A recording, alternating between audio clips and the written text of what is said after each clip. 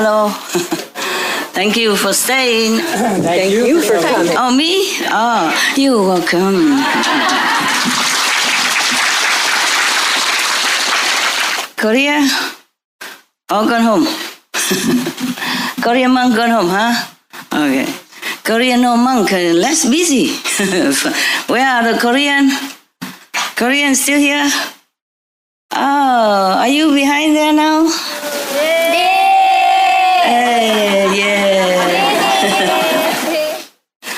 You have no work? How come the monks has to go and the lay people stay? No, normally the monks have less work, right? Yeah, I mean, of course, taking care of temples and all that. Yeah, but sometimes they have to do some ceremony, right?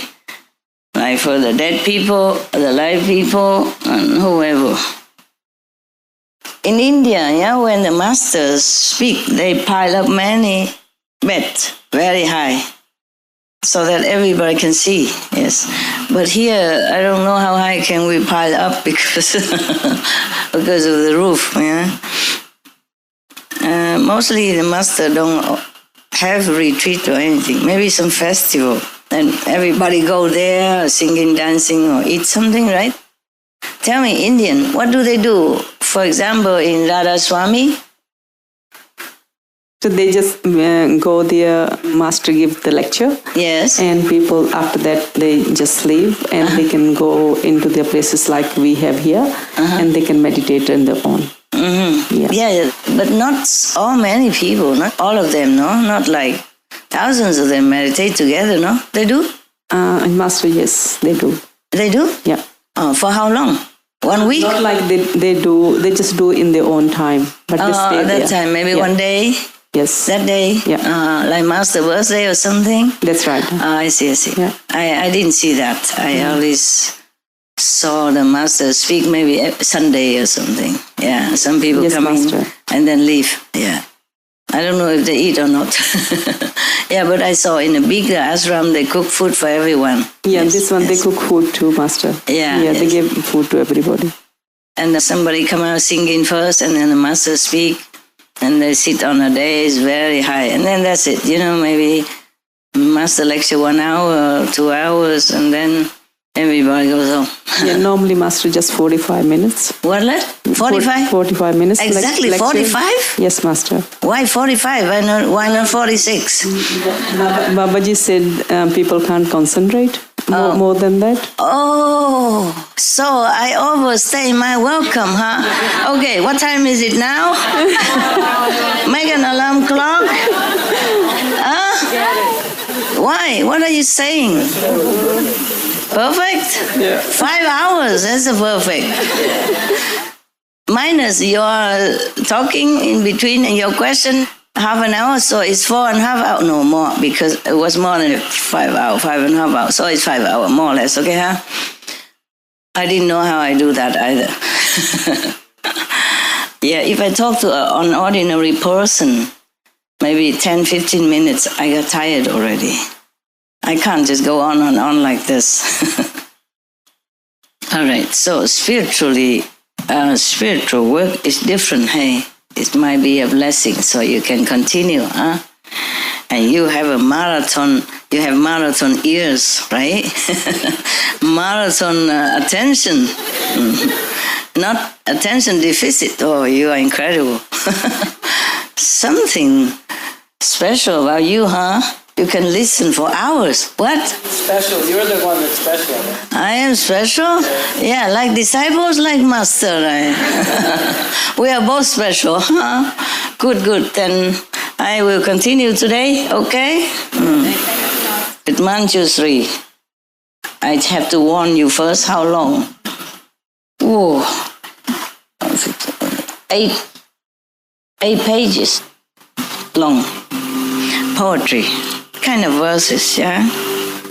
We should really thank the past masters, monks and nuns and scholars who have taken time to record the Buddha's teaching after the master's nirvana, and also for the past and present persons, lay or monks or nuns who have really dedicated themselves, sacrificed their time and precious health or under any difficult situation to translate this so that I can read it to you.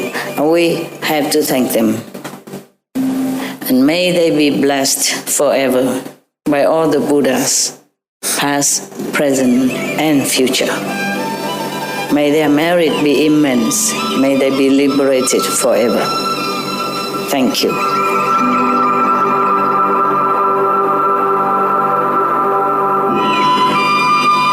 According to Buddhism and the believer and the tradition, when you read sutra and all that, you have to put on incense, flower, and bow to the sutra first and thank all the Buddhas and Bodhisattva in 10 directions, all respectfully, before you read it, okay? And then you cover the sutra also with silk, beautiful cloth, and I just make it more popular. Yeah, more easy, simple. And I apologize to all the Buddha. I say if I done something wrong, according to the tradition, my heart is full of respect. It's just I cannot always do that. So please, all the sin, whatever I've done wrong, is all on me. At least other people, they hear the names of the Buddha, according to the sutra, they will get benefit. Yes. So now, because yesterday, remember, the Buddha said that he wanted to cause Ananda to become enlightened. So he asked Manjushri, contemplate all the 25 arhat, irreversible arhat, non-returnable bodhisattva that told you 25 methods. Could you explain it to Anand and the assembly in the beings after my extinction, after my nirvana? Which expedient door is the best? Most suitable. They're all very good. The Buddha praised them all as very good vehicle for enlightenment because they all became enlightened, became arhat or bodhisattva through their learned methods, even from aeons ago. Give them this strength to continue until this day when Buddha Sakyamuni came into the world, and then they continue to practice and to be of help in his time.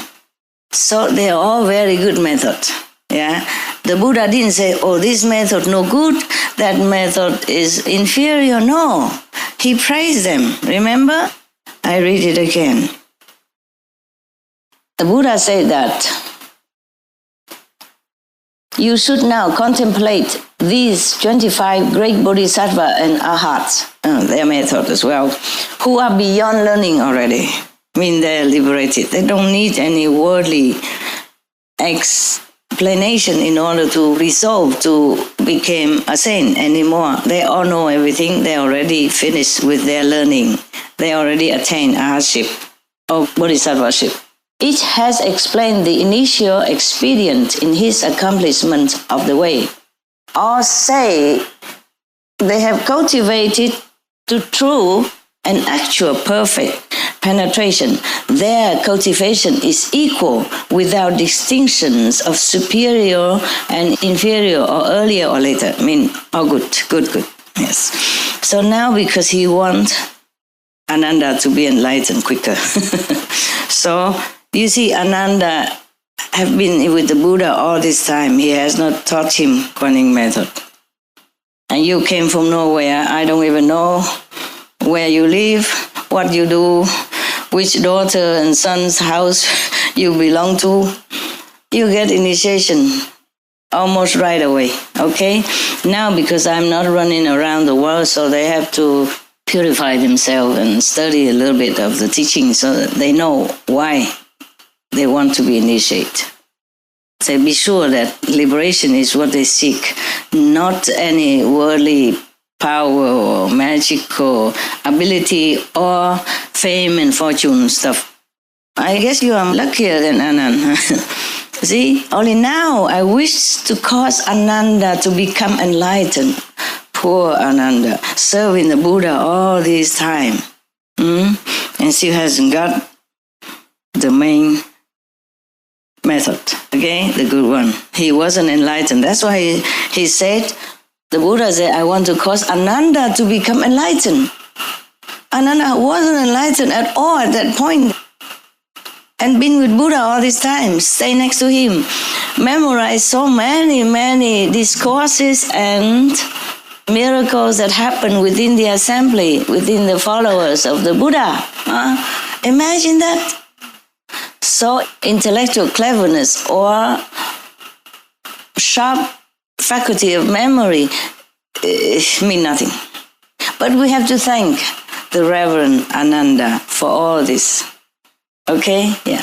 He remembered most of this. Maybe he was jotting down then. Maybe he had learned shorthand.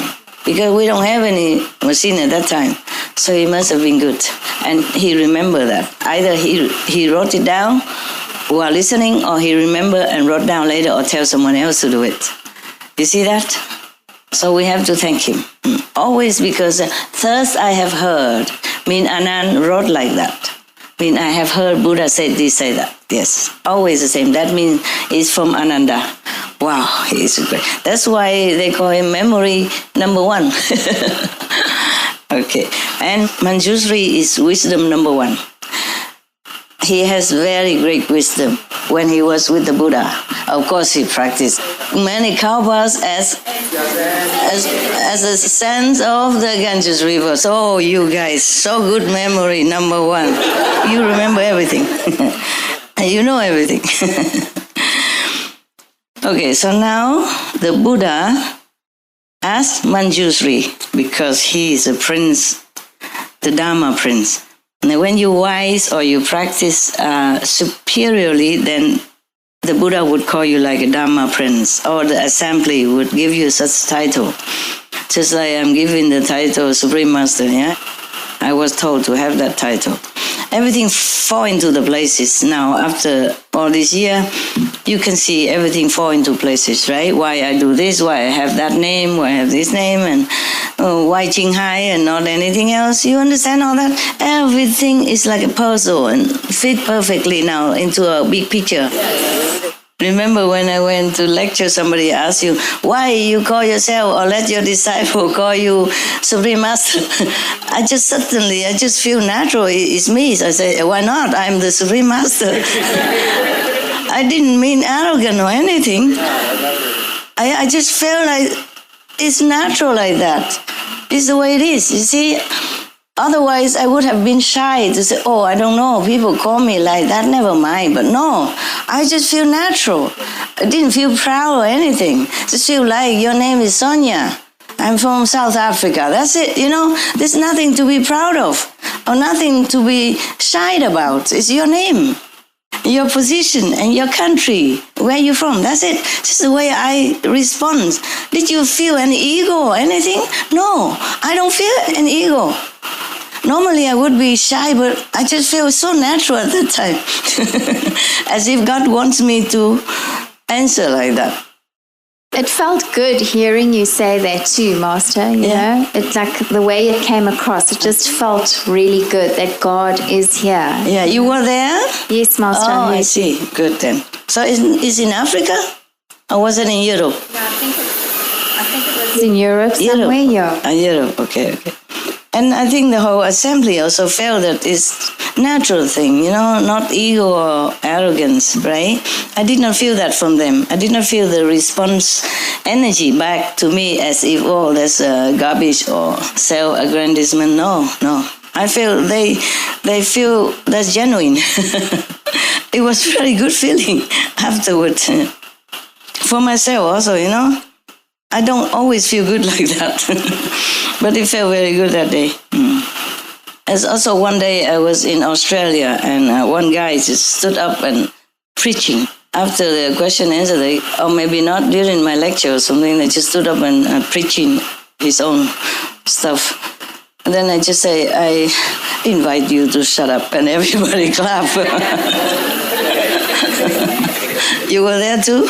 But you saw that? You saw that lecture in Australia, yeah. Was very polite, you know. I'm very gentle to other people because it's not my job to carve them into anything useful. Not yet. Maybe later. Maybe when they became disciples. Yes. If I want to carve a piece of shapeless wood into something beautiful and useful, then we have to work on it, no? Detailedly carving. But don't get carved. It's kind of painful for the ego, okay?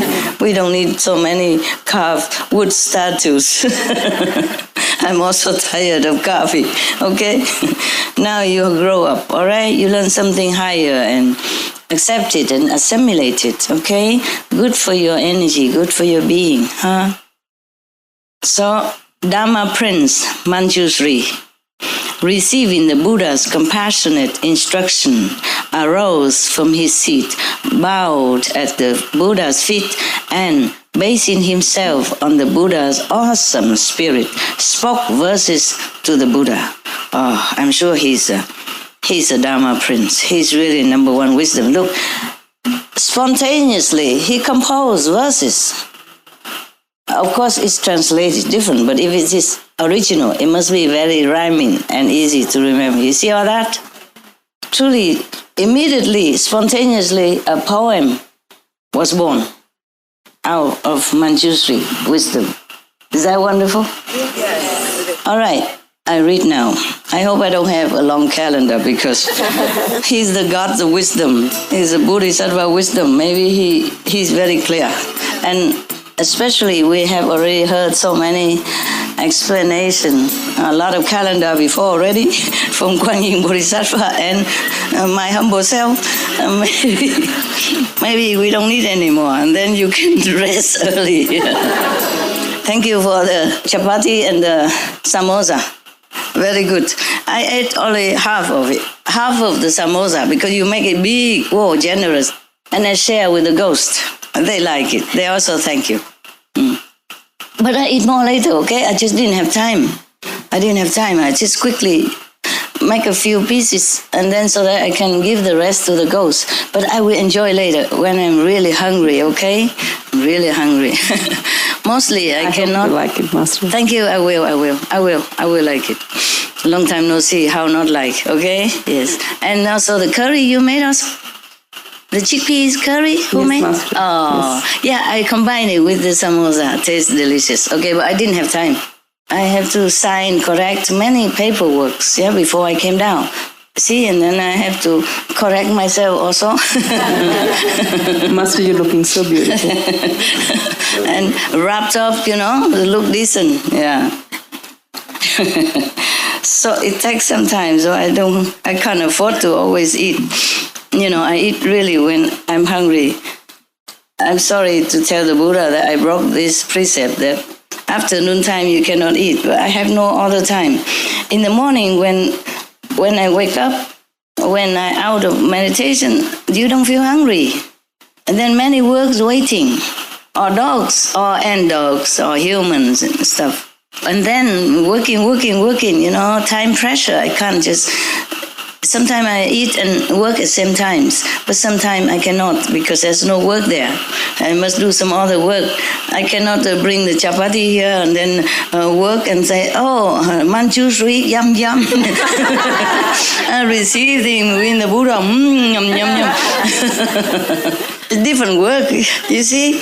In my own quarter, I sign document, I correct a script, for example, then I can eat. Yeah, nobody see me. And if I'm yum yum, nobody hear me, and the paper don't talk back at me, nothing, but here I cannot. It's a different work, so I can't afford to eat then, but I will, okay? I ate already some. They're very good, very good. Thanks for giving me the opportunity to of course, I love your opportunity. I love to give you that opportunity anytime. My pleasure. Yeah, Master, we are here for another week. I'll make something else for you. Another week? Oh, wow, really? Oh, don't tell people, they're envious. Because you can't make it for 1,000, yeah? Wow. Yeah, so maybe just for me and some... I share with the staff later. If a lot, I share with them. Yesterday, I came back home and they gave me some noodle and some stinky tofu soup. I couldn't eat a lot. supposed to be very hungry, and but didn't feel so hungry. Yeah. And then so I eat some and I gave to the staff also. It depends on how much, yeah. Some of the, late working staff, yeah, not all of them. Some of them already rest or meditate. All right, now, thanks Manjushri Bodhisattva for concentrating all these 25 methods in a short poems for us. It's not short, but it's short compared to all the calendars that we had before. He spoke thus in verses to the Buddha. The sea of enlightenment in nature is perfect and clear. As you saw it, yeah? When you meditate, sometimes you see nothing else but brightness and perfection. You feel also. Complete, distinct body is a miraculous source. The same. Miraculous source of body or enlightenment nature is the same. Same thing, expressed in different words. But when basic brightness shone, so that objects appeared, with objects' existence, the nature brilliance ceased. Okay, so now this is quantum physics. Naturally, there is just brightness. Yeah, that's a Buddha nature or enlightenment nature. And then it's all bright and clear. Normally it's tranquility, tranquil brightness, only light. When it's expanded itself, when it's shy, it's showing off, yeah, then things came into existence. That's what he meant. But then, when all the shyness became the existence, then the brightness ceased, the brilliance ceased. Meaning, once the brightness enter into some form, then you don't see that brilliance outside anymore. I mean, the reality of brightness anymore. Therefore, you see, you have light inside you.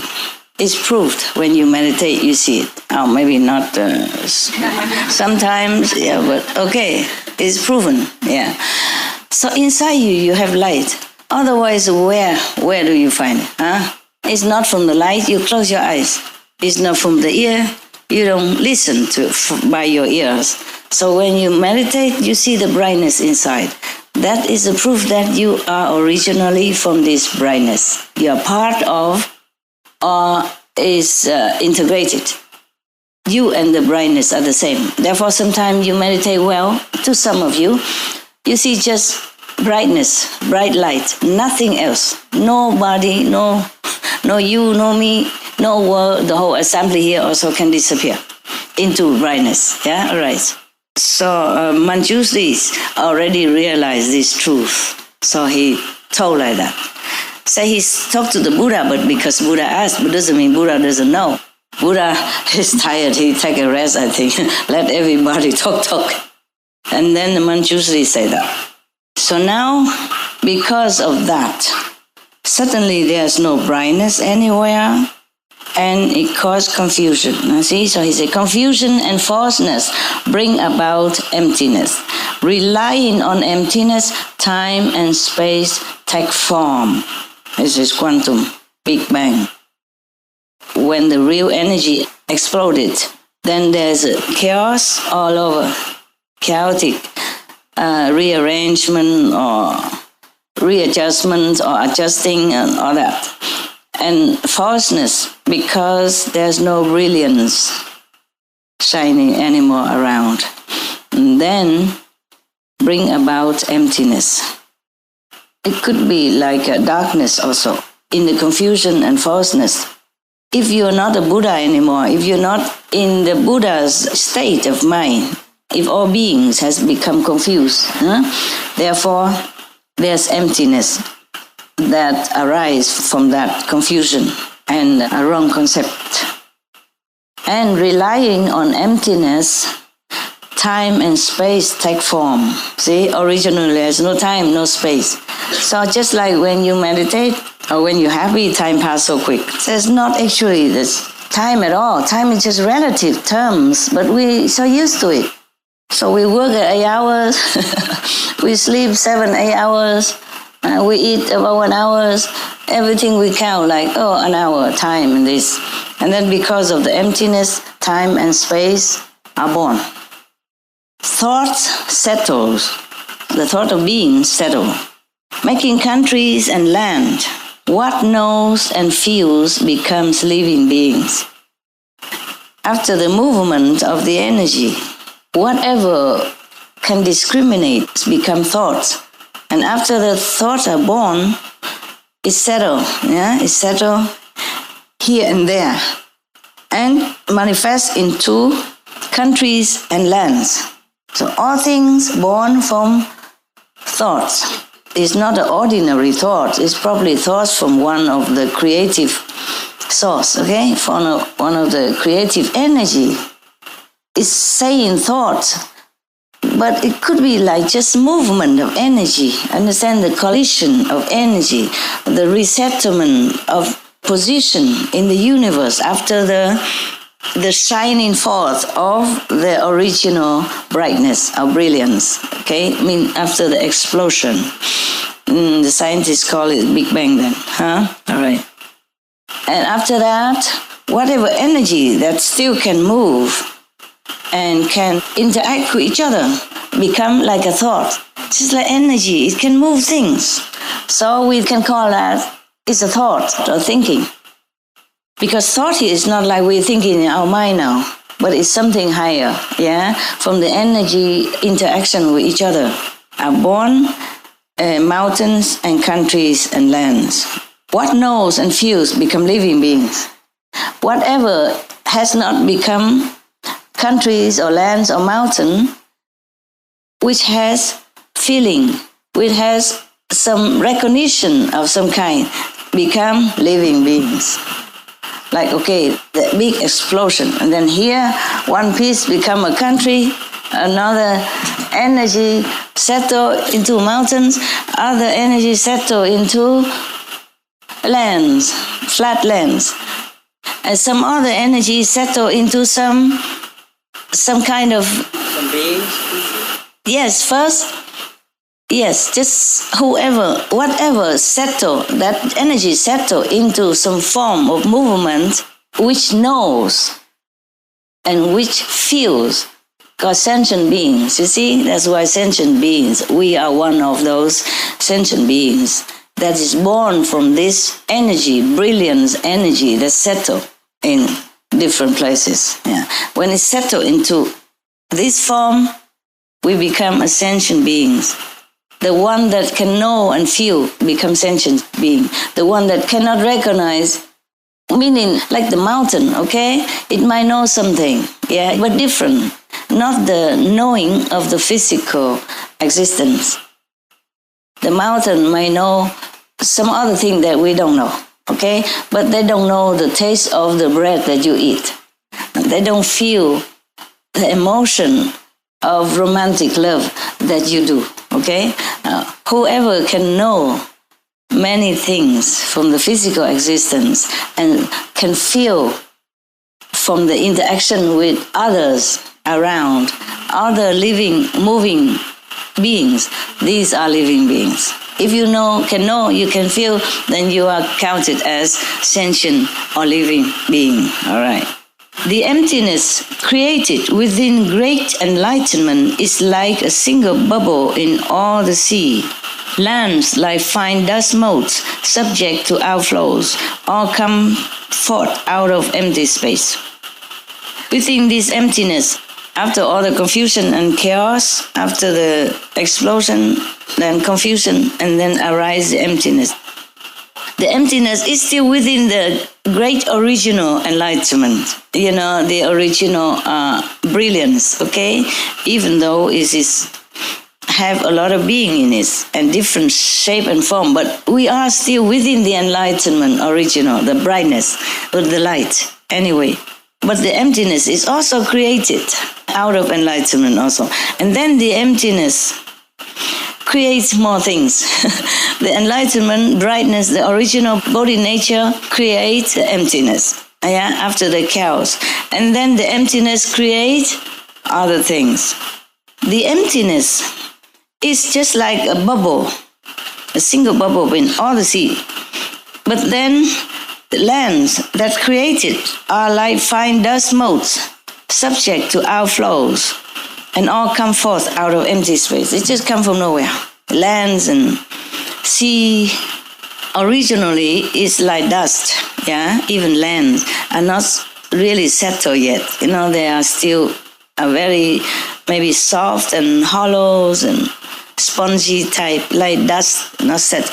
Actually, the scientists describe them as gas, Those not yet solidify themselves into satellite, into Earth, planet, is just like gas, they say that. It truly is like that. And here he describes it like fine dust motes, like dust.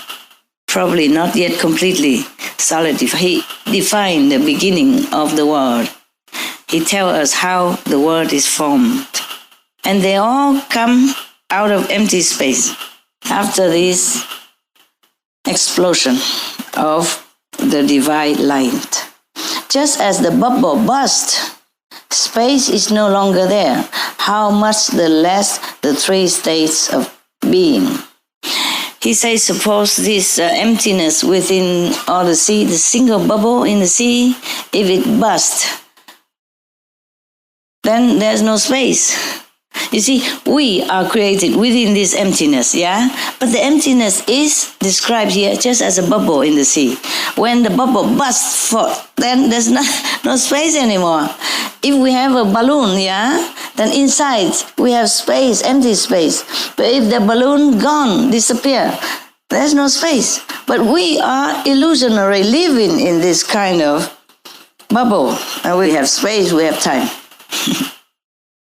But if the bubble bursts, then we cannot find any space anymore. How would we even count time? That's what he meant, okay?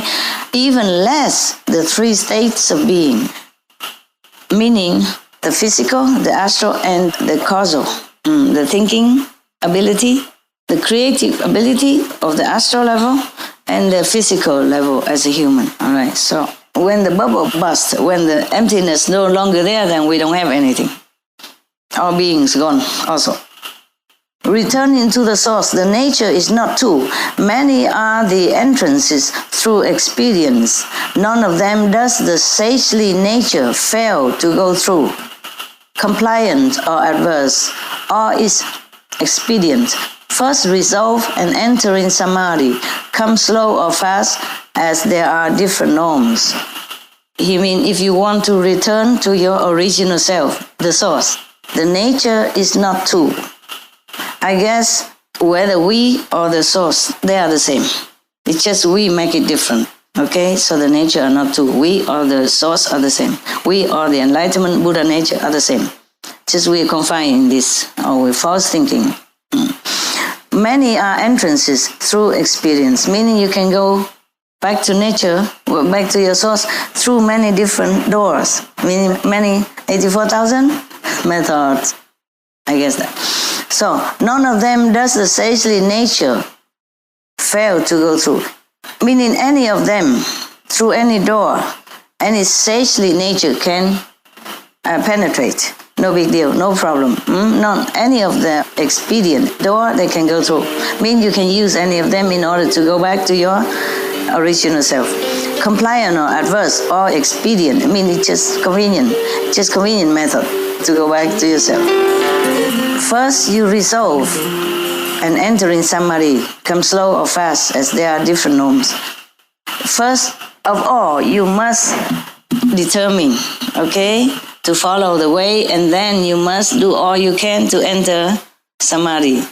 And then you can either slow or fast, depends on your own resolve, and also depends on different kind of method and yourself also. Form and thought combined become the dust. Their essence is not discernible. How can one use what lacks clarity and expect to gain perfect penetration? We came from dust, from nothing, so it's a form and thought, even combined, is a dust anyway. So their essence is not discernible.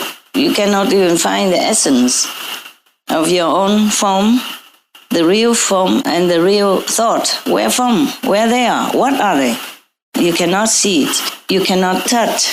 You cannot grasp it. Yeah, you cannot explain it. You cannot analyze it. So how can, what he means is anything you rely on form or mental power, thought, there's nothing there for you to rely on.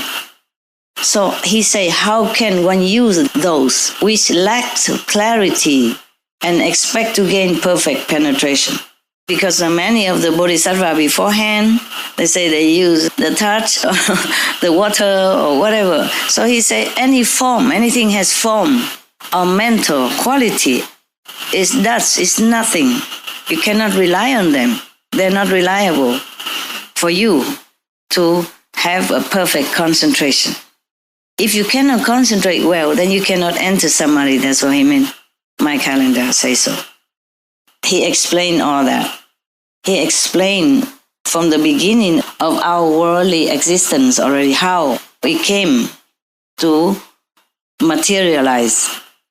It came only from emptiness, from nothing. And the thought also came from nothing. And the body, the form also came from emptiness.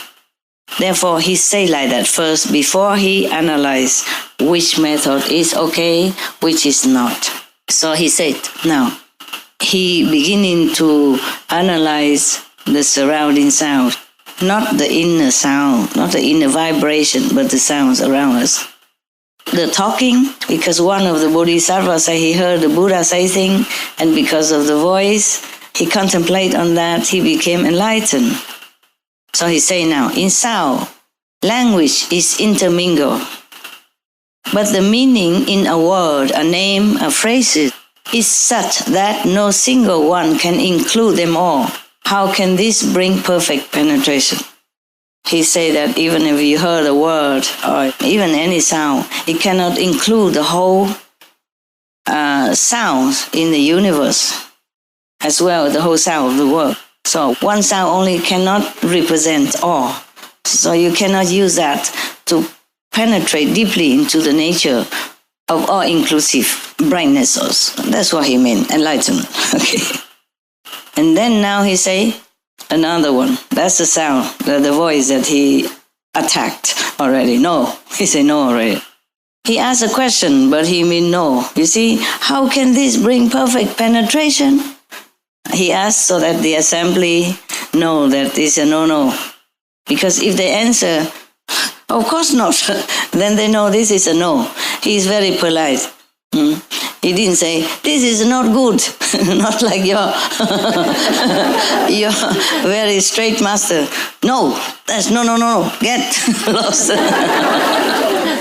He's very polite. He said, how can this? As if he don't know, you know. He give all the fact, and then he said, how can this be?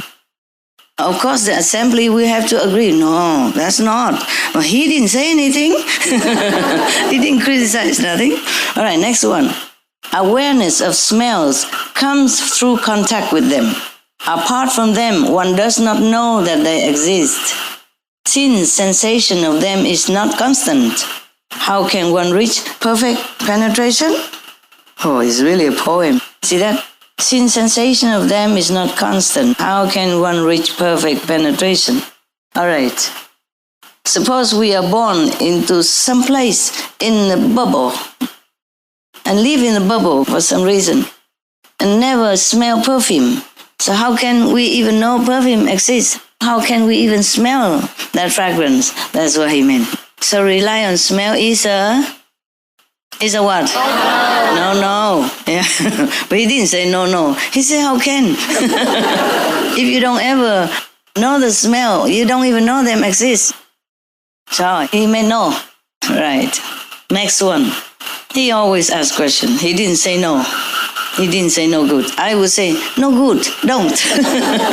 But he say, next one, for the flavor, the one who practice flavors. And now he say, flavors are not to us fundamental.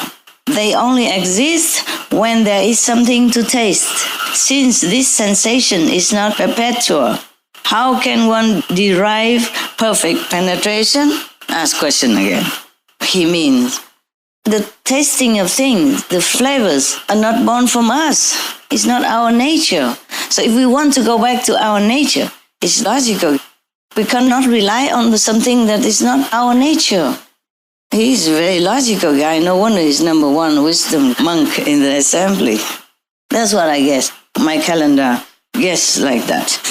Otherwise, it's very clear already, no? Just in case you pretend you did not understand, I just pull a calendar out for you. Now, next one. Touch becomes clear only when something is touched. Without an object, there can be no contact. With fluctuation between contact and separation, how can one gain perfect penetration? He asks again. It's true, right? It's true. So somebody practiced to gain enlightenment through touch. Maybe for him, okay. Because probably his affinity like that. Or maybe the Buddha blessing, so that even through the touch, he can be enlightenment. These are old time and people are more pure. Anything can get enlightenment for them. But he says, when there's nothing for you to touch, then how can you rely on to meditate on or to concentrate on, contemplate on? Logic, no?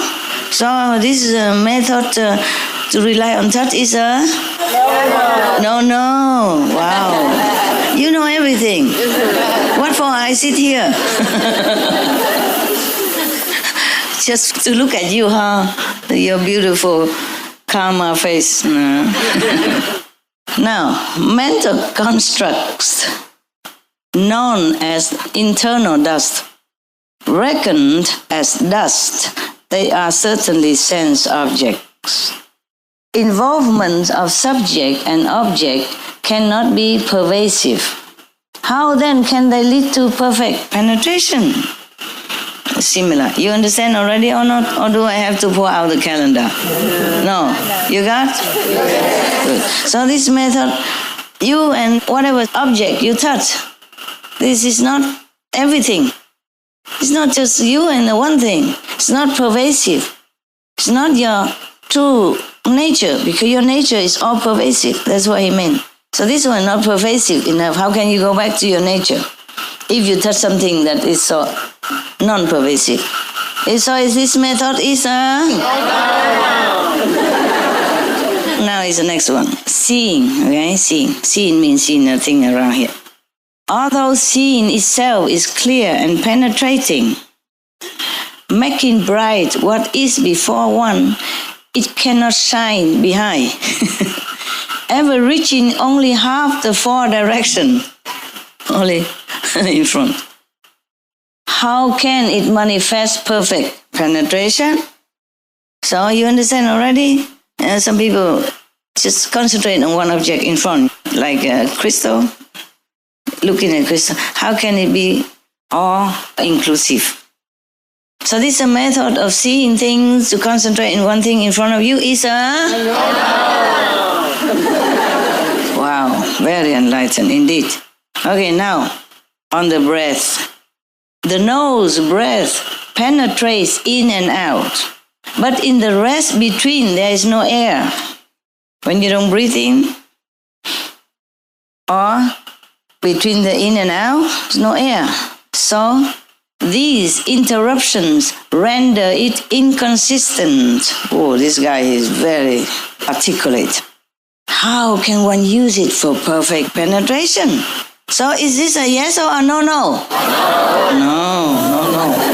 Really know that it's no, or you just say because everybody... We were at the breath, right? Okay, so now is the tongue. The tongue is not an organ apart from cause. I mean, it's just from cause and effect. Just created out of the condition at that time, after the Big Bang, after the explosion of light, of the energy, of brilliant energy, of powerful energy, that sparkle into light. Light is also energy in different form. So he said the tongue is not an organ apart from cause. flavors form the source of its sensation. When flavors cease, it knows nothing at all. How can it attain perfect penetration? So, if the tongue don't taste any flavor, there's nothing there for you to contemplate on. So using the tongue, which rely on the flavors to know enlightenment, like the medicine man, is it yes, yes, or no, no? Actually, this is the time for these medicine kings to be enlightened. Their time is ripened. It's not because of their tongue or because of the flavors of the medicine. It's the Buddha right there. They were touching and administrating some ointment or something to him. And at that time, the Buddha just relaxed and then blessed them. Nobody else is sharing the blessing, only two of them. With the Buddha alone. And the Buddha was grateful and comfortable. Don't think the Buddha is not grateful, okay? The Buddha is grateful. All the Buddha, Bodhisattva, they are grateful when they should be grateful. Yeah? So he feels comfortable, and of course he feels thankful to his two disciples. So the blessing comes out. Not that the Buddha directs the blessing, it's just automatically. The rapport between them. Plus, these two medicine men has practiced aeons of kalpas, as many as the senses in the Ganges rivers. God, I thought you don't know that much, but I am wrong. I'm very pleased with your catching up and memory. Now, next one. It is the same for the body as for objects of touch. Neither can be regarded as a perfect awareness with defined and limited invisible divisions. How can it be used for perfect penetration? Somebody is contemplating on the sensation of the body or something before it got to do with the body. So he say, the body and something that is interact with it is not be regarded as a perfect awareness because it's only limited. Only the body and something touching it, or feeling, making it feeling, Like you feel hot or you feel cold with your body, only this limited self and physical sensation. So he say, how can it be perfect penetration to go anywhere, to go up? So using the body for meditation is a yes, yes, or? All right. Now, he talked about the mind's knowledge, mean the knowledge of our worldly learning, Okay. The mind knowledge is a mass of deliberations. What it perceives is never profound insight, unable to get beyond reflection and thought. How can it reveal perfect penetration? Deliberation. It's just like whatever you know by the mind, is it just some time of a mental gymnast, arguing back and forth, analyzing, just thinking only. It's a mass of deliberation. Whatever you want to take in, you take in, and sometimes people push it in for you, a brainwashing. It never can perceive anything that is inside. The inside knowledge is different from the outside knowledge. So he said it can never penetrate the profound insight with T, insight. So the thing the mind collect and call it knowledge is the thing from outside with D. So, completely different. He say that's this perceiving from the mind, it can never get beyond reflection and thought even. The original thought that makes the universe, that makes the world. How can it reveal perfect penetration? So this knowledge, mind knowledge, or the mass of deliberation can be used as a method of enlightenment? Yes or no? No. Okay, fine. Next one. The seeing consciousness combines three aspects. Prop is origin, it has no appearance. Since its very substance is variable, how can it bring perfect penetration? If something is too many, is too complicated, varied, then you cannot concentrate well. You cannot bring your mind into one-pointedness and single-mindedness, right? So he say, the seeing conscious is too complicated, too many things, seeing too many things. You cannot concentrate well on that, on the seeing alone. Yeah. So this method of seeing, using seeing to be enlightened, is a yes, yes, or no, no? Okay, good. Now, the heart of hearing penetrates the 10 directions.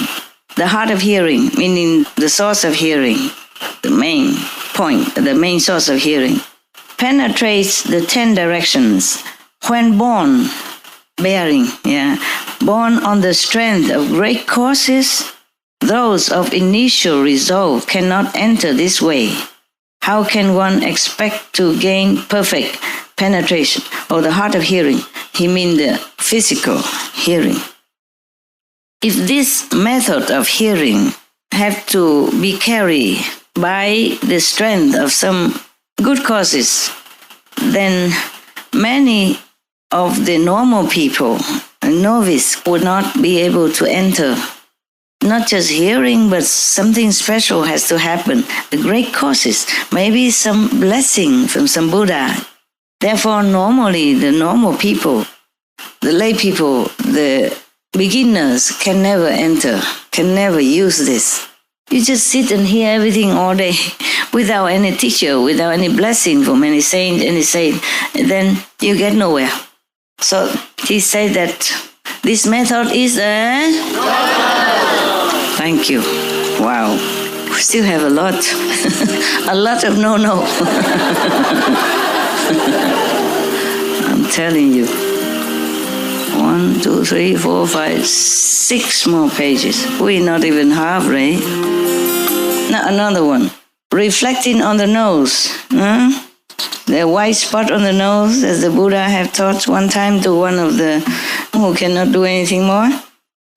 It only serves to gather in and settle the mind. Yes, you can calm your mind with that. Yes, but once settled, the mind is simply still.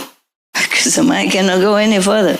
You can only calm your mind. But after calming your mind, what? Nothing. Just sit there, quiet. Yeah.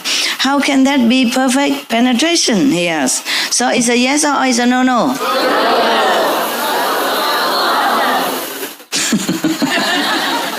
They're waiting for translation. If I ask you, then you can say no already. No need translation. It's the same stuff. Same stuff with every other method. Speaking Dharma through the medium of language is enlightened too by those of former accomplishment. But words and phrases are not free from outflows, from defects. How can this make perfect penetration? Because some of the Bodhisattvas say he listened to some Buddha's Dharma, and then he became enlightened. But it's only because he is already been practicing from Kalpa past as many as there are sands in the Ganges River. Yeah, so his time is up, you see? His time is already right. So he just listened to one more sentence, then he became enlightened. But that is not because of the sentences or the words, because he said the words or phrases are subject to defect, yeah? Therefore, it cannot be a perfect method for concentration. This guy is very wise. Huh? My God, for 25 methods, he cut them all. Now, yeah, just like you remember the 6th Zen patriarch Wenang, he heard only one sentence from the Diamond Sutra. Yes. Then he became enlightened. And then he went to seek for initiation and further guidance from a true perfect master. Yeah. Even he already became enlightened by one sentence from the sutra, but he still went to look for living master. Yeah. He said, where did you get this sentence? He said, from Diamond Sutra. Where can I get the Diamond Sutra? It's in such and such temple. They copy it and recite at home. But that is transmitted by an enlightened master. The fifth patriarch is not just like from anybody. It's not the sutra alone will make you become enlightened. Otherwise, all the Buddhists are already became enlightened. They all know Diamond Sutra. They even repeat to me, and questioning me as if they know better. Yeah, something like that. Knowing, reading, and reciting or learning by heart is useless. The only reason that sutra or that sentence was not useless to Huineng, the sixth patriarch, because it came from a living master transmission. He talked about it, and everybody copy. His blessing, his power is within the words. Just like if I tell you to repeat such and such holy names or the gifts, etc., it's not because of those words or the mantra or the names that you became enlightened. Now, next one. Refraining from transgressions only controls the body. Lacking a body, there is nothing to restrain. Since its source is not all-pervasive, how can it bring perfect penetration? One of the monks became enlightened because of keeping the pure precepts. But only for him. Only for him. He really concentrate on that. It's a kind of concentration, contemplation. And maybe the master who transmit to him these precepts, the pure master, powerful. And life after life, he probably always kept the precept pure and complete. That's why this lifetime, he also can use that as an expedient means for enlightenment with the live Buddha right in front of him as well. Transmitting again the same precepts, not because of refraining from transgression, not because of keeping the precept that you become enlightened. There are other factors involved. So he said, you need the body, because if you don't have the body, then you don't have to keep the precepts even. You can. What for? The precept for the monks is that to control your body so that you don't do this and that harmful things. For inconvenience for others and for yourself or harming others. But if you don't have the body, you don't exist. Do you have to keep even 5 precepts? No. I cannot tell nobody here, the air, don't kill, don't lie, don't steal. I cannot tell the air like that. Nobody here. What for I tell that? So he said, this is a... No, right. Inconvenient, not proper for anybody, for all the people to practice, But for that monk, it was his method to gain the initial enlightenment, or the arhatship. Now, spiritual penetrations are based on past causes. I don't know why they say spiritual penetrations. What connection have they with distinguishing mental constructs? Conditioned thought is not apart from things. How can one attain perfect penetration? I don't remember what is that. But whatever it is, no, yes. We have to go back to, the past method explained clearly. So now, the next one, one may contemplate the nature of earth, but it is firm and solid, not penetrable. What is conditioned is not the sagely nature. How can one use it for perfect penetration? You keep asking. What is conditioned? Meaning whatever exists because of some conditions to cause it or to manifest it, to materialize it. It's not our true nature. Sagely nature, meaning Buddha nature, mean perfect enlightenment, mean God nature, mean your original self. It's all the same, okay? Sometimes express different words. So if it's not your own self nature, then how can you use it to return to your own self? original self. That's why he say it's a... Yeah, good. Yeah, save me asking. I save my breath for continue calendar. He also has a big calendar, man. He and Kuan Yin Bodhisattva, both of them, I can only be disciple. My calendar is not that long. My calendar is not like 9 page or 10 page like them, right? Next one. One may contemplate the nature of water, but such mental reflection is not the true and real. This state of suchness is not an enlightened view. How can it give perfect penetration? Okay, we know. Okay, so is a yes, yes, no, no? Okay, let's pass it. One may contemplate the nature of fire, but admitting dislike is not true renunciation. This expedient cannot be one for beginners. How can one use it for perfect penetration? Yes, yes, no, no? No. So we pass? Yeah, pass, thank you. No need calendar. Yeah. One may contemplate the nature of wind, but movement and stillness are not non-dual. Duality cannot bring highest enlightenment. How can one expect perfect penetration? Yes or no, no? No. How can the wind give you enlightenment, right? Next one. One may contemplate the nature of emptiness, but its aspect is murky and dull. It lacks awareness. What is unaware is different from body.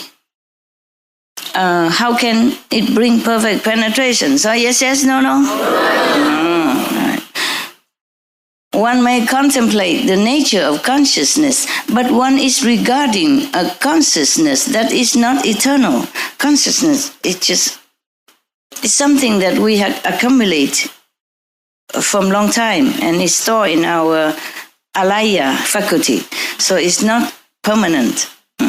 Therefore, even the thought of it is empty and false. We don't even have it. So how can one get perfect penetration? So yes, yes, no, no? No. Pass the bill? Pass, thank you. We look like in Parliament or Congress. Yes. And me? No. No, no. Okay. All activities, if some people concentrate on the activities of the world, he said, all activities are impermanent. That's for sure, right? Yeah. So too, mindfulness has its origin in rising and ceasing. Since cause and effect go beyond cause and effect, how can we use it for perfect penetration? Do you understand already? Yes? Yes or no? No understand? No understand or no, no? Habit ready for no, no. Okay, good that you don't work in Parliament.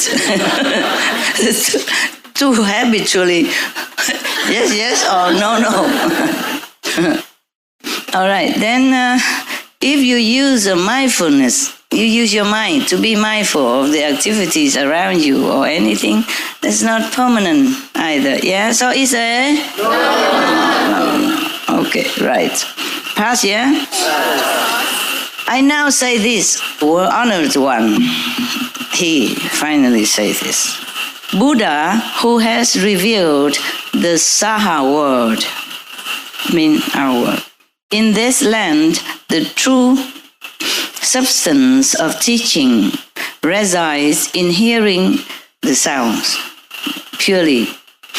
If one wants to attain samadhi, he means the vibration, the inner vibration, because they always translate a sound and we get confused. Just like we also say we meditate on the sound and on the light, and then it could be confused as the outside light and the outer sound, but it is a vibration.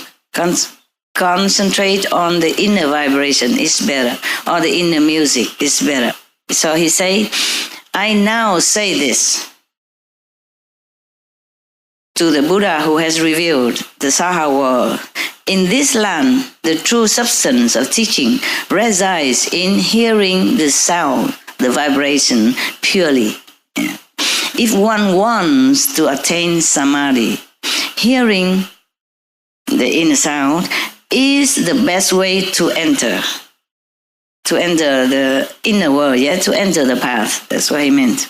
Apart from suffering, liberation is found.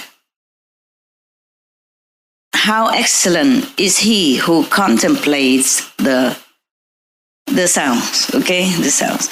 Now, he say, if you contemplate on this sound, you will be apart from suffering. You will be liberated, yes. Throughout kalpas as numerous as Ganges sand, he enters Buddha's lands, as many as fine dust motes. Obtaining great power of self-mastery, he bestows fearlessness on living beings. It's like Bodhisattva Kuan Yin, Wonderful is the sound of Kuan Shi Yin, a pure sound like the ocean's roar. You know that, You know the inside ocean roar, right? He saves the world and brings peace to all within it. He has transcended the world, and his attainment is eternal. Wow. Keep praising. I now make this report, thus come one, regarding what Kuan Yin has just explained. It is like someone in a quiet place when drums are rolled throughout the 10 directions, hearing at once the sounds from all 10 places. This, then, is the actual true perfection. If you hear that inside, as if it's from all over you, everywhere also. As if you hear actual drum or ocean right with you, in front of you. The eyes cannot see through solid forms. Mouth and nose are such the same. He condensed the report now, So he said the eyes. You see, that's why meditating on the light alone is not enough. You must do the sound. I keep telling you that, no? Yes. At home, use a bell or something to remind people to do more sound, Maybe 1 hour after light, then bang, then everybody wake up. And then do some sound. It's good for you, good for everything. And even the energy will come back into you also, not wasting. Got that? You feel not just spiritually endowed, but physically informed. That's French. It's French. Informed means you're strong. That's French. It means you're strong. Je suis en forme. I am healthy. So you cannot say that in English. Physically also strong. Healthy. All right. So he say the eyes cannot see through solid form if you use it. Normally people use the eyes to see something, and concentrate on the light or something. But even then, it's not enough. Not to talk about the inner light is different, of course. But when you concentrate on something, even using the eyes, you can also see something, maybe, The sounds, these sounds, the inner sound, can be heard even through solid walls. Of course, you stay inside your little room, or door closed, but you still can hear things. It's not from any music instrument nearby. It's the original, universal sound. So he say, one can listen to things both near and far. None of the other 5 organs can match this. It then is penetration true and real. Use the ear organs, but not to hear with the ears. This is the thing, To hear without hearing. To see without looking. That is the best. But only you understand, because you practice it. Because you have transmitted this method. Other people, they don't understand. Well, how can you hear without ears? That means you're deaf or something? How can you deaf People hear, yeah? How can you see without eyes? Are you blind? Blind people cannot see, that's what I think. Blind people, some see things. Yes, yes. They see inside world, yeah? They see the roads come to meet them, yeah. They see things come to greet them, instead of they coming to them. The nature of sounds, meaning vibration, okay, is based in movement and stillness, even, yeah. One hears according to whether there is sound. With no sound, there is said to be no hearing. But this does not mean that the hearing has no nature. You use a hearing nature, not using the hearing instrument of the ears. That's why he say, even you don't have any sound, you still have hearing nature. In the absence of sound, the nature is not gone. Yes. Nor does it arise in the presence of sound. The hearing nature is always permanent. Whether people sounding drums around you or nothing at all, it's still there. That's what he meant, using that for hearing. Yes. Entirely beyond production and extinction. It is then truly everlasting. It's the nature of ourself. Ever present, even in a dream thinking. Yes, of course, when you sleep, the sound is still there. You wake up, you hear it. Yeah? Or to many people. To me, it's all the time. All the time. It does not disappear. When conditions and thought are gone and lightened, this contemplation transcends cognition, transcends anything. Yeah. Reaching beyond both the body and the mind. That's for sure, yeah? You don't have to think you want to hear something, yeah? You don't have to use the ear, the organs of the body to hear it. The sound nature is always there. The hearing nature and the sound nature is always there. Now, in the Saha world, our world, the theory of sounds has been proclaimed and understood. I mean, at that time, yeah? The Kuan Yin Bodhisattva proclaimed it and he expounded it further, yeah? So, this world should know already. He means word, but only that assembly know. Or disciple of the Buddha, perhaps, afterward. Even Ananda did not know this. And many other in the assembly did not know this. I don't know what did the Buddha do with all of them. They all came, shaved the head, put on the kasaya, and then nothing. Huh? Go back in, come back, listen to the Buddha. I guess he wanted to cleanse them first by explaining things, by expounding all kind of theory and philosophy until they are bathed enough in his presence, in his blessing. And then they can become pure, and then he will impart the Kuan Yin method to them, including Anand. Yes. Living beings are confused about the source of hearing. They think we hear from the ears, yes. They follow sounds, and so they turn and flow. Ananda's power to remember was exceptional. Wow, he praised Ananda. So he just remembered then. He didn't even write down. Maybe he asked somebody to write down later. Yes, well, incredible. If I ask you to remember everything I said today, with comma and periods, huh? You remember? No, yes. Don't worry, join the club, I don't remember. I used to have such good memory when I was younger, when I was a child. I remember everything the teacher said immediately. So I never go home and study anything. And my father always asked me, you don't study your lesson? I said, I already knew by heart. I always win competition. When the teacher wrote something on the blackboard and erase it, let us just look for a few seconds and then erase it and ask who can repeat it. I always won. Yeah, one time they asked to recite a long poem. Yeah, I don't remember now, of course. I won also the competition. Yes. Photographic memory? Maybe photographic memory. And I remember many of the classic poetry, you know. They wrote it hundreds of years ago. The whole book of poetry, I remember them. Yeah. When I was young. Yeah. I still remember some now. Not all of them, because I don't try to remember them. I just remember them at that time. Yeah. And I can recite it.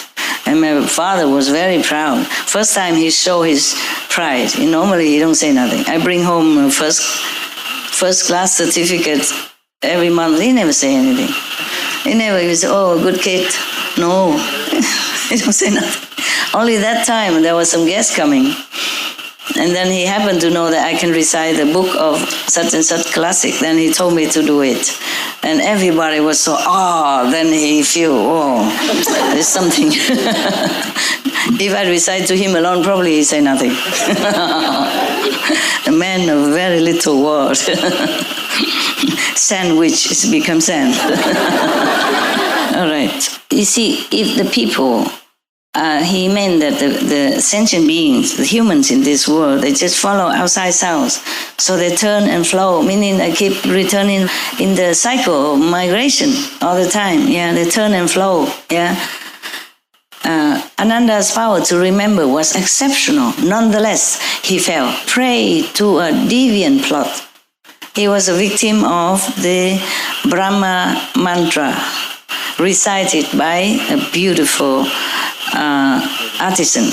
Okay, he fell. That's why he says, you see, Ananda, with beautiful, exceptional memory capacity, still fell to the trap. She sat in that trap, waiting for him for a long time, like a spider web, waiting for him. That day he came back in at her door. Then he fell immediately. He said, was it not because of hearing the sounds that he was nearly lost? He's hearing, he's following the sound of the mantra she was reciting, and drawing him to her. Because his ears were outward. He's hearing the enchanting voice singing this mantra from that woman. If he did not hear it, he wouldn't have followed inside into her room. Yeah, okay? So by turning back the flow, one will make no such mistake. Well, I doubt it though, with your capacity. Looking for new boyfriends so many years. You don't do enough. Kuan Yin, that's why I keep telling you, you have to do it. The Kuan Yin is very important for you, yeah? For your peace also, for your peace of mind, for your peace and family and in the world, okay? Must always do Kuan Yin. From now on, every retreat during meditation, people have to sound the little bell, okay? There's a small Buddhist bell. We can bang, very light, but you can hear it. If not, just go right to the ears of the not in parliamentary. Remember? Bang. Okay. You see that? Huh? He said using the ears, following the ears, perception is no, okay? So now he said, Ananda, now he said to Ananda personally, Ananda, you should listen attentively. I rely upon the Buddha's awesome power in describing to you the Vajra king, a samadhi inconceivable of likeness to illusions. It is the true mother of all Buddhas. He said that because the Buddhas bless him, he can explain all this to Ananda. He's very humble. No? He didn't say, I know all this, now I teach you. He said, rely on Buddha's blessing and power. I can explain this to you. I tell you, this is a king, the Vajra king of method. It's nothing like anything in this illusion world. Yeah, it is a true mother of all Buddhas even. From this Kuan Yin method, all Buddhas were born.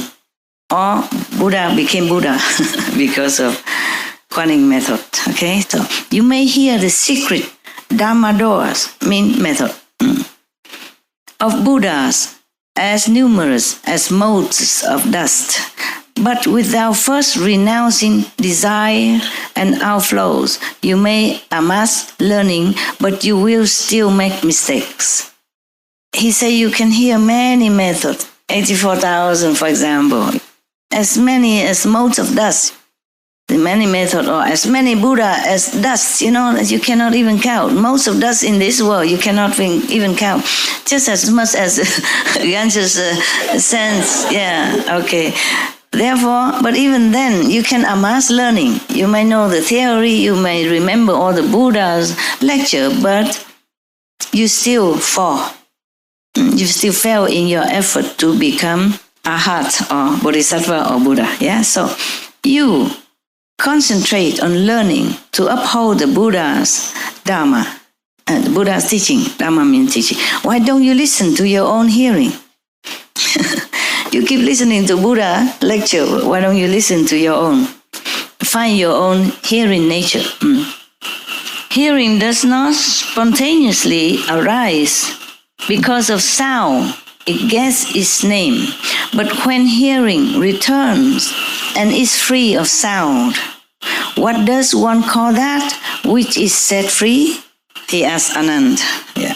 As soon as one sense organ returns to the source, the entire 6 organs are liberated. So, using the hearing organs, the true hearing organs, you can liberate all other 6 organs. For example, the eyes, which always attracted to the scenery or outside beauty in the world. Yeah, the taste attached to good flavor, good food. The tongue, for example, the nose like to smell fragrant things. So all attached to outside illusionary charm and forget the true nature of hearing, of seeing, tasting. That's why I taught you seeing without your eyes. I told you to close your eyes, and your seeing true nature will see the true things, the true scenery, true teaching. Yeah, hear the true teaching. You have to forsake the ears, but use your hearing, the true hearing nature to hear it.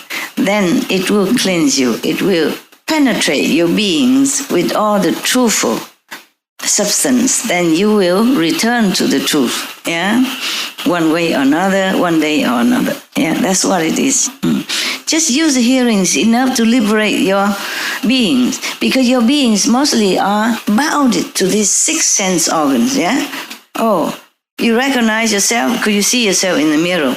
You're attached to the beautiful girl because you look at her, or the handsome man because you see him. If you don't see it, or you're blind, you wouldn't feel that guy handsome, whether or not he has hair or lost it, or whether he think he's handsome or not think he's handsome. All right, sight and hearing are like an illusory covering, the triple rim, a vision of flowers in space. He say, your eyes that you use to see things, or your ears that you use to hear things, are illusionary. Cover you, to cover. Or like the triple rim, or a vision of flowers in space, which is not real. Just as the triple rim, the 3 worlds are not real. So the sight or the hearing are just as illusionary as that. It's to cover you so you don't see the truth, you don't hear the real thing. Isn't that a pity? So one monk, I like that very much. I keep repeating him. He said, it would have been better to be blind, deaf, and dumb in the beginning. Truly, we don't see the real thing with all this stuff. It's just a cover for us to keep us away from our true self.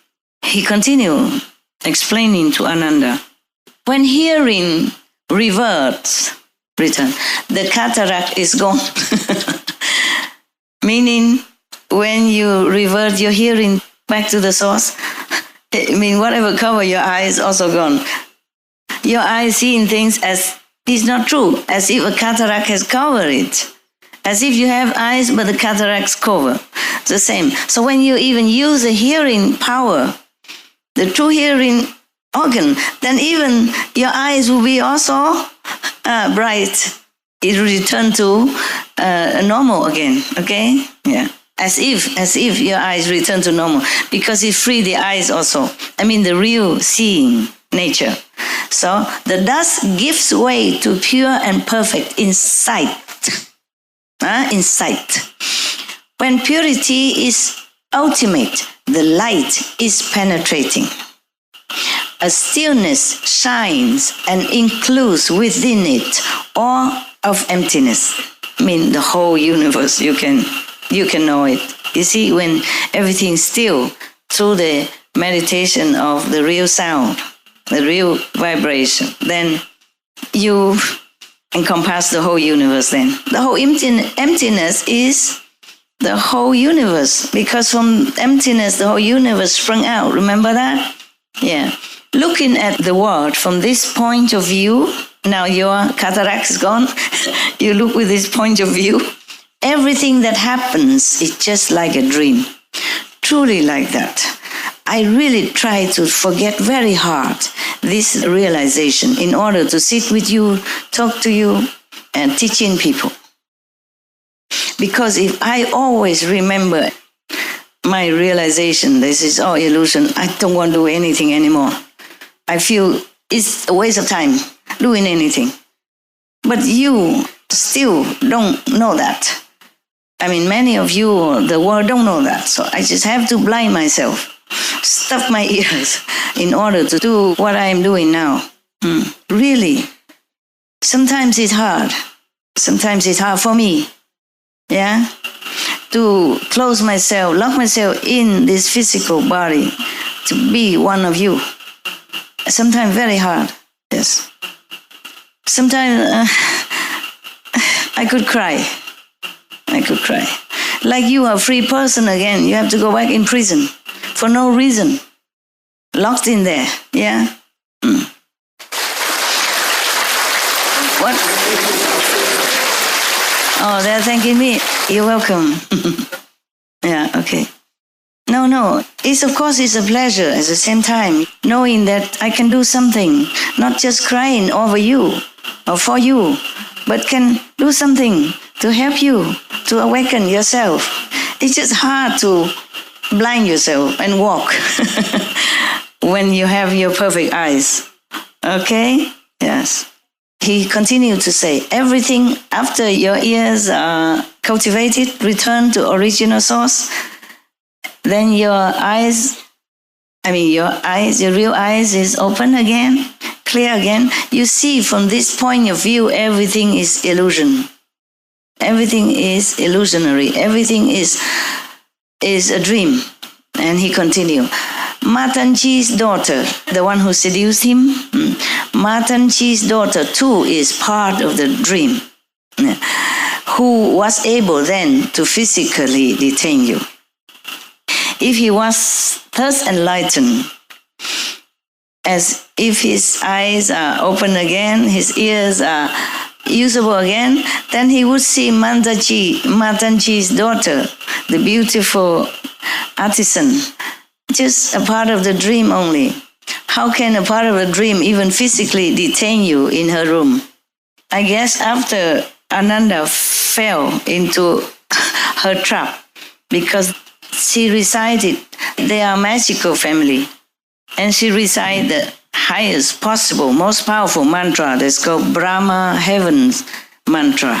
Okay? Nothing can resist. Therefore, Ananda, so determined to be a monk and so worshiping the Buddha and loving the Buddha and loving monk's life, fell. I guess after that, the Buddha feel that it's time to impart it to him, the Kuan Yin method, to protect him. Because if you practice this Kuan Yin method to the full, then even Matanji's daughter, you will see it as just illusionary figure or dream-like, so you will not be charmed by any mantra, even the most powerful one. You will counteract with that, and no problem. You will be free. That's what he meant.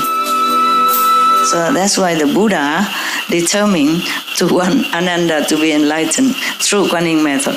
But before that, he's very democratic. Why does he have to explain so many methods, ask everybody's opinion before he tell him to learn Kuan Yin method? He's a Buddha. He could just say, Anand, now, learn it. Why did he have to tell so many long calendars? Yeah, and make me talk for 5 hours. The point is, Ananda is extremely intellectual. Okay? He knows too much theory. By following the Buddha, hearing too much, his head is so full. If you don't give him any good, logical, solid ground, reason to study this method, why this and not others, when we spoil with choice, then he won't take it. He might sit there, listen, but then he says, so what? I like the other one better. Ananda has much ego. Even though Buddha don't say that, he knows his disciple. So even some follow me with cunning method, they're still going out trying something else and then coming back crying. For what? Okay, I'll let you go. Doesn't matter, okay? Trying this, trying that. Because didn't feel like why I should practice this method, because not resolved enough, not have enough determination to follow, or not determined to trust Master. That's the best method for you, even though I said so. You see? But I can't sit many hours, many days to talk to one by one, a lot of calendars, must speak this. I cannot keep explaining all kind of yogas for you. Yeah? So that you believe and practice. So I just do what I can, okay? And you believe what you do. There's nothing much I can do more. There's a limit of time, space. Like when I go lecture, we have only maybe 4 hours the rent in that place. Otherwise, next one is somebody else, you see? And it's difficult to just rent any place. Sometimes they don't have space available. Okay, and my time, I have to go to another country next, etc., huh? And then when you come here, I cannot always talk about different methods. There were thousands of them. It's just confusing you more. So I do what I can. I tell you what I can. I say I have tried many methods. This is the best. But it's up to you to trust me or not trust me, huh? I can accept you. But you accept what I said or not is a different thing, yeah? I cannot force you. I cannot use a magic power to change your mind or alter your thinking or control your thought. I don't do that. I don't do this kind of stuff. Some people say, oh, Master, please change my mind. Make me more peaceful, make me more beautiful, make me more thinking positive. I don't do that. I can't. You are an individual with God inside. I don't want to change God. I don't want to control God. You have to find yourself, the real God inside. By controlling anything else, which is a God, okay? Then you find the God. And then you know what it is, okay? If I can control all of your minds, it would be easy. No need doing anything. Sit in my room and search. Send all this controlling power to all directions. All the leaders are under my thumbs. All the warring Mongols are subdued. Understand? No good, right? You are born here to experience what you have to experience.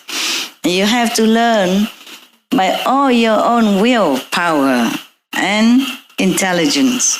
I cannot disrespect you, disregard your intelligence, and treating you like a dum-dum. And, twisting you around my finger. That is not right, okay? It's not right. If you choose to rolling in the dust life after life again and again, then it is your choice. You have the right to choose. So I just explain to you, I just talk to you, reason to you, and then you choose. Okay? And you choose to practice harder or slower, it's also your choice. Even after initiation, I don't control anything. But you better practice quick. Okay? Go quick. Even if I don't control, even if I don't force you, you do it for your own sake and your 5, 6, 10 generations and the whole world at large. Good.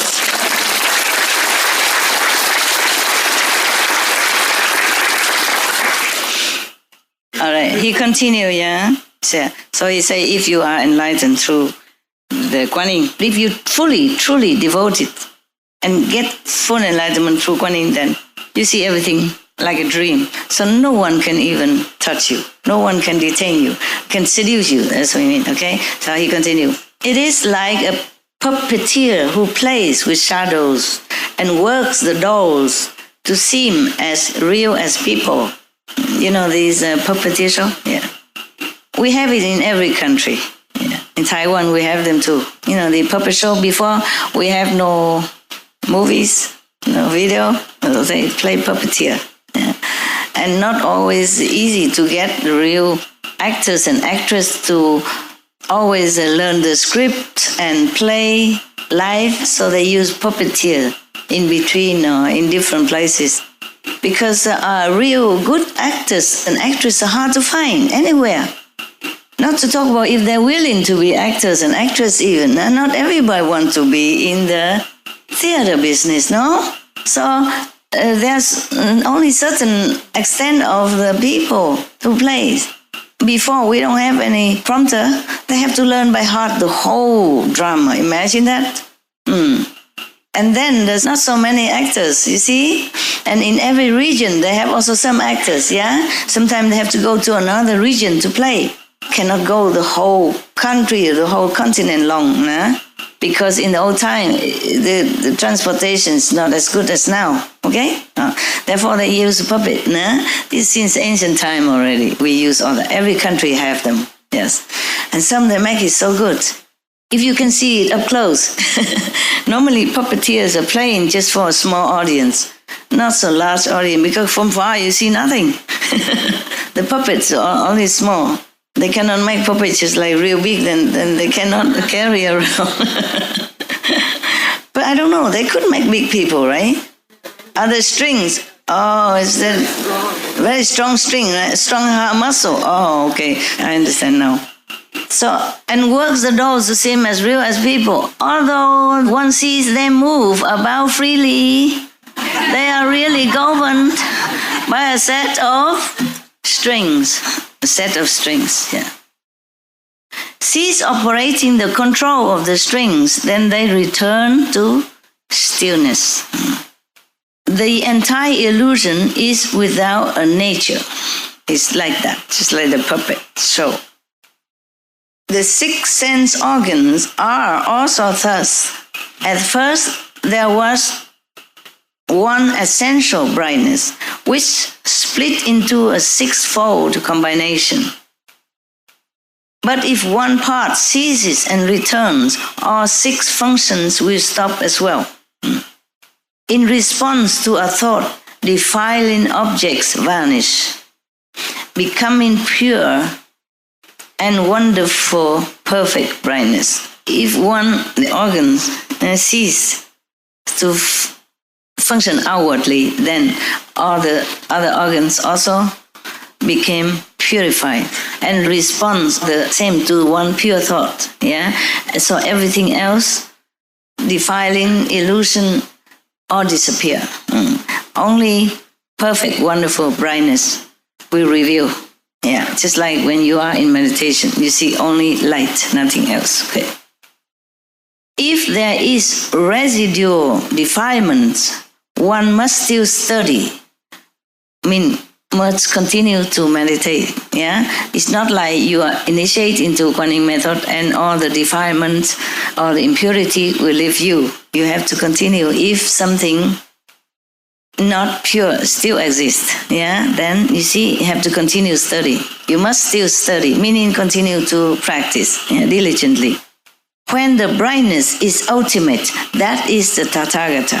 When you reach complete brightness within yourself, anytime, the light shine all the time, through the hearing or through light meditation, then you found your true Buddha nature.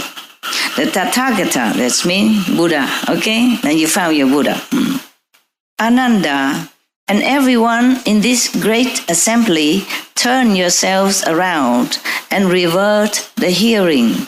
Return the hearing and listen to the self-nature till the nature reaches the supreme way.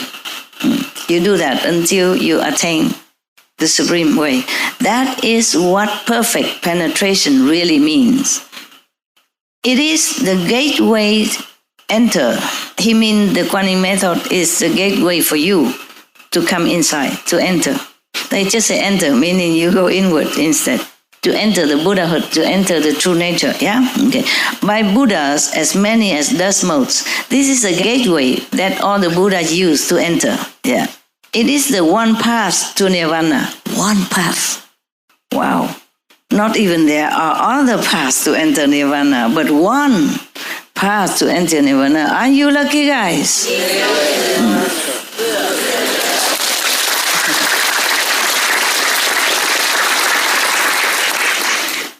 Thus come ones of the past perfected this method.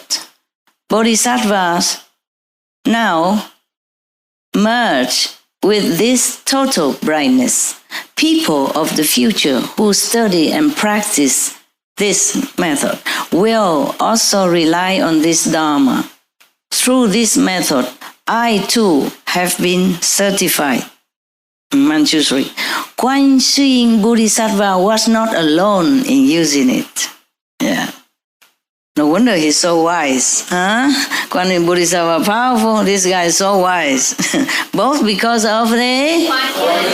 What? Guan Yin, good. Guan Yin method. I just tried to see if you have listened.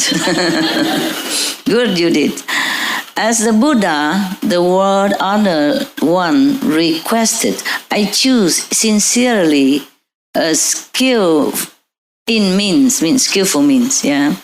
One, skillful means to save those in the final end who seek to escape the mundane world and perfect the heart of Nirvana, mean going to be Buddha. The best way is to contemplate the sounds, okay? Meditating on the sound of the universe. Yeah, they say the sound of the world, but meaning they don't understand. At that time, they don't say the universe, I guess, because they didn't know anything about the universe. The sound of the world is saying like that, okay? The vibration that we are listening every day, yeah? All the other kinds of expedients require the awesome spirit of the Buddha blessing. The Buddha blessing, otherwise not because of the touch, not because of the taste that I get enlightened. The Buddha, their master, blessed them at that time. In some cases, they bring immediate transcendence, yes, but they are not the customary means of practice. Spoken for those of shallow and deep roots alike. He said other convenient methods are good only because the Buddha's blessing at that time, the master blessing. And because of that, it can bring you immediate enlightenment of some sort. Remember, I think it's in Yogananda book or something, one disciple went to the mountain and this and that and so to look for enlightened sensation, and then came back. The master just touched him in the chest, and immediately he saw light and everything else. And the master said, mountains, rivers cannot give you enlightenment.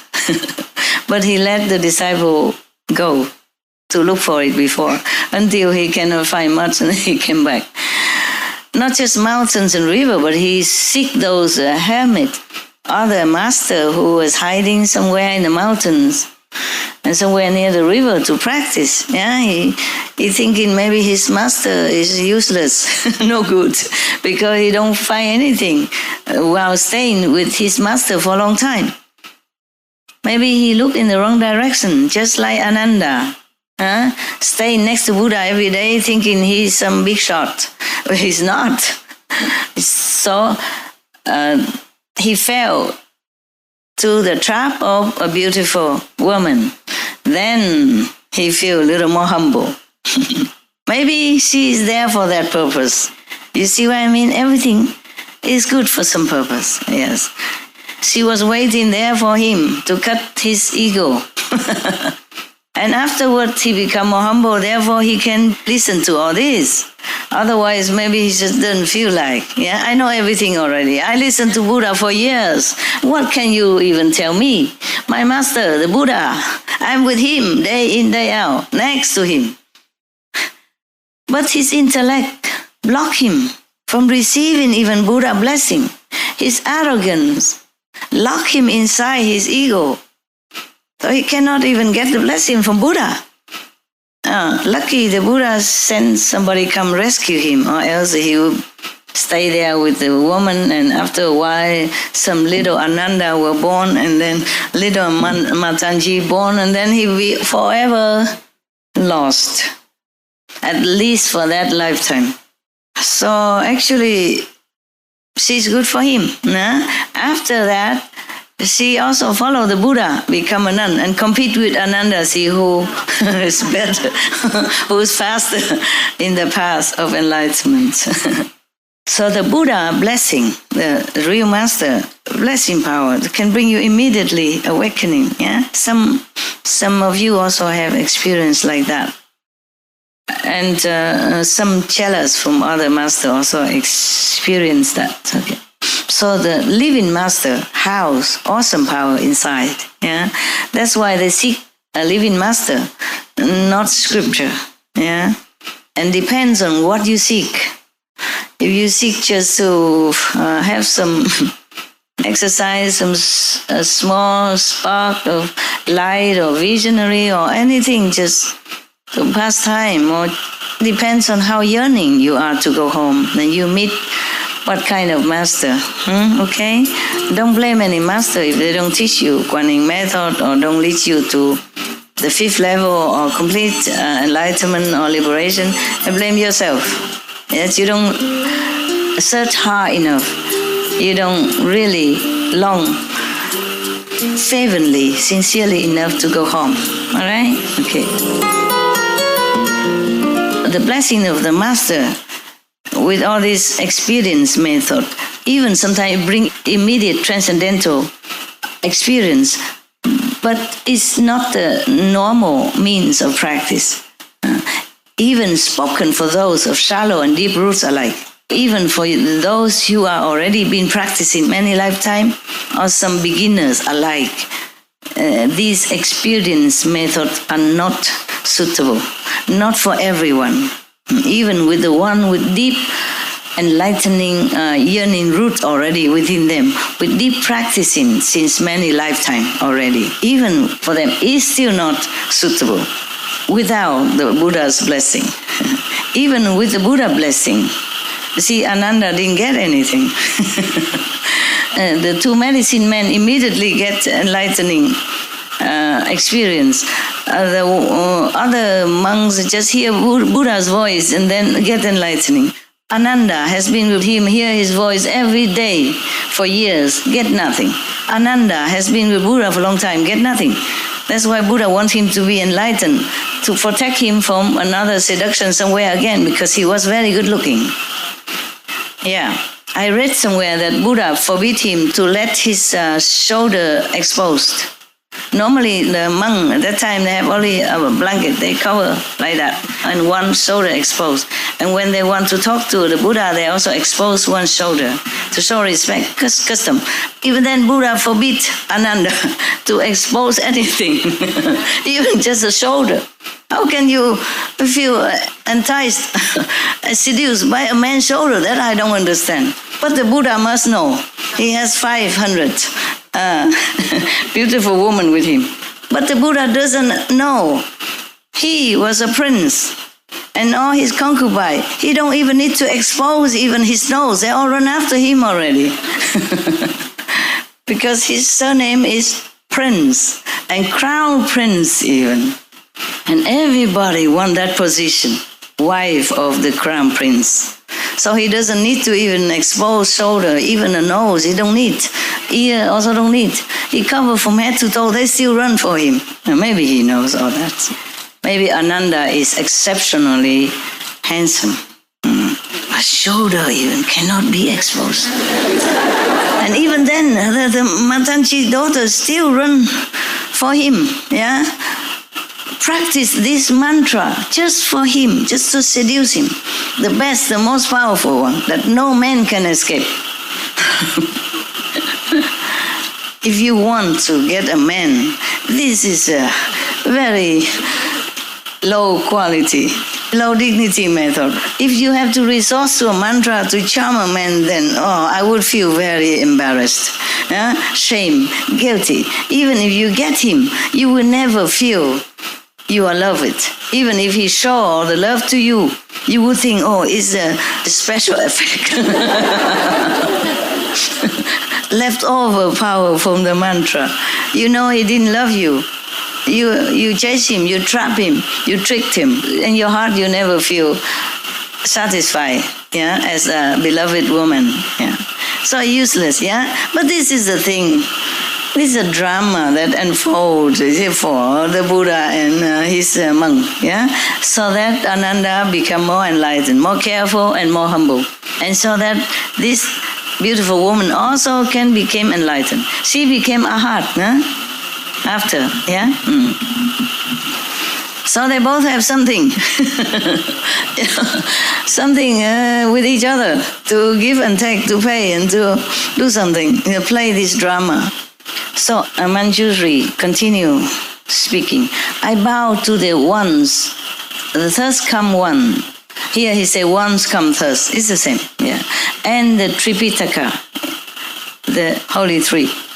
And to those inconceivable ones with no outflows, or the saints and sages with no more defects, trusting they will aid those in the future, so that no one will doubt this Dharma door, no one will doubt this method. It is an expedient easy to master. Is it easy for you or not easy? Yes. Kuan Yin method easy or not? Yes or no? Yes. An appropriate teaching for Ananda as well. It's easy to master for Ananda also.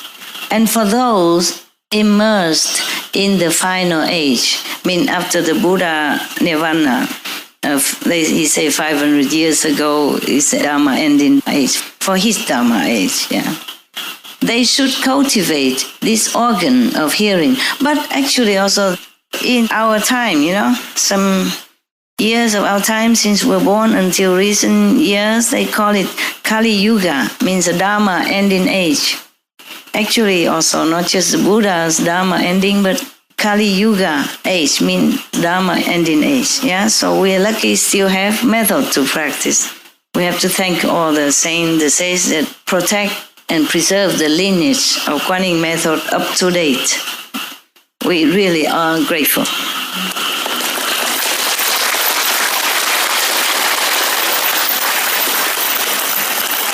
Because the lineage don't always run in one direction or in one place. Like the river, it run under somewhere and then it emerge somewhere else and then it hidden again underground, depends, And then it come out again, So if we sometimes keep looking in the same tradition, we might miss the mark. I'm glad you did not miss the mark.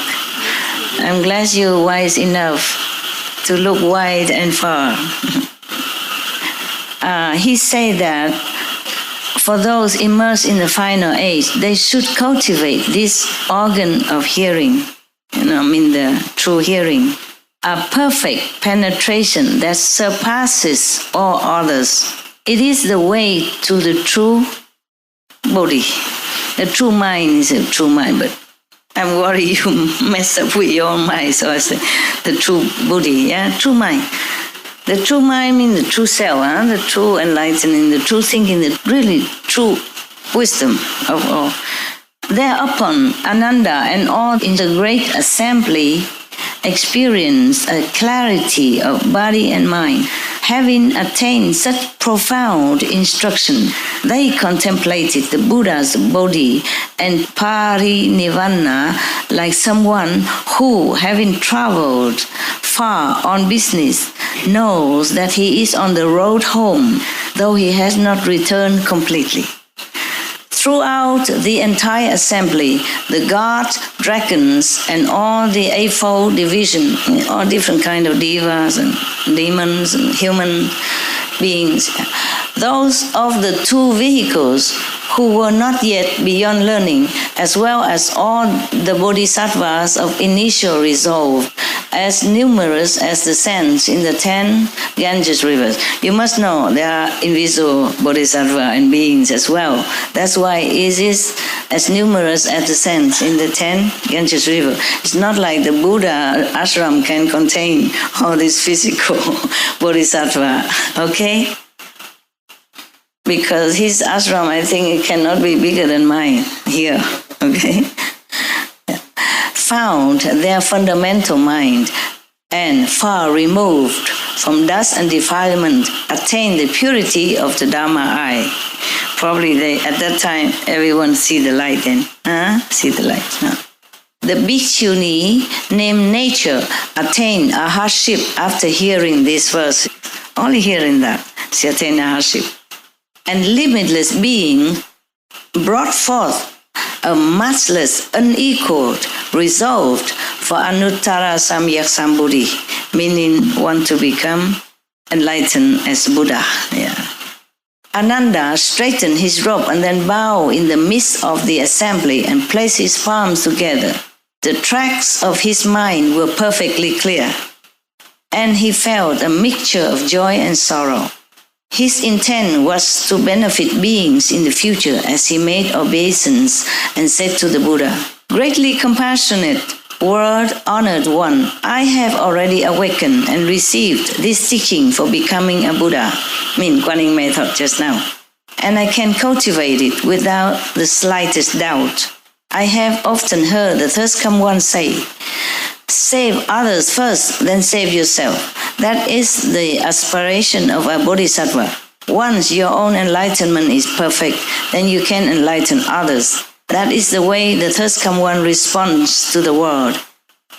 Although I am not yet saved, I vow to save all living beings in the Dharma and in age," etc. And then he asked the Buddha how, we see last time, "Well, Honor One, those living beings will gradually drift away from the Buddha, and there will be as many deviant teachers propounding their methods as there are sands in the Ganges.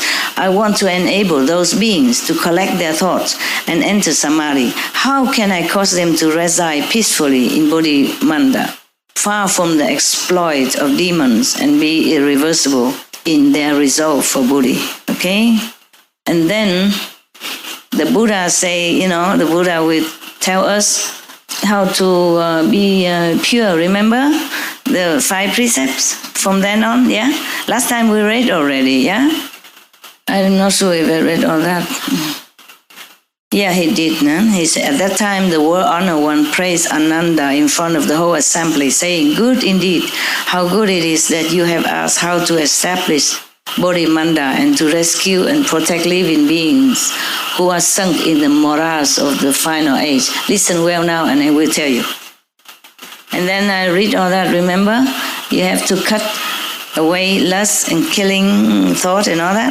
Yeah, we read that already, huh? Yeah, so okay then.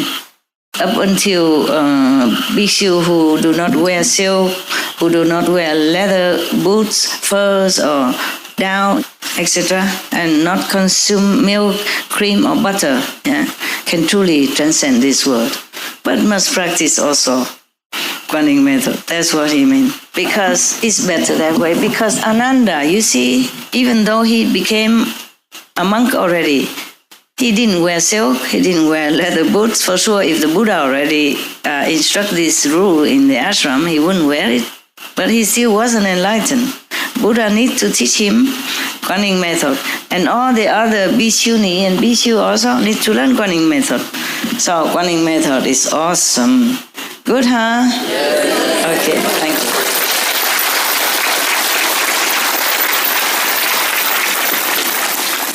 But you remember the Buddha also taught us that to make a Bodhimanda, a pure place for contemplation, you have to sit 100 days without eating, without sleeping, without drinking even.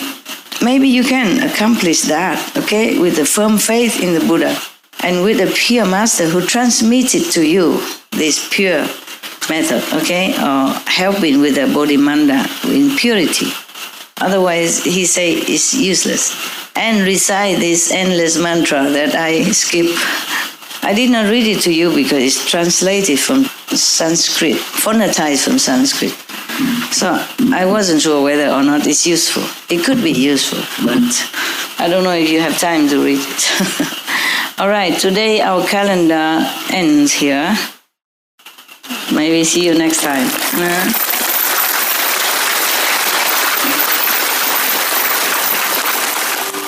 We should really thank the past masters, monks and nuns and scholars who have taken time to record the Buddha's teaching after the master's nirvana, and also for the past and present persons, lay or monks or nuns who have really dedicated themselves, sacrificed their time and precious health or under any difficult situation to translate this so that I can read it to you. And we have to thank them.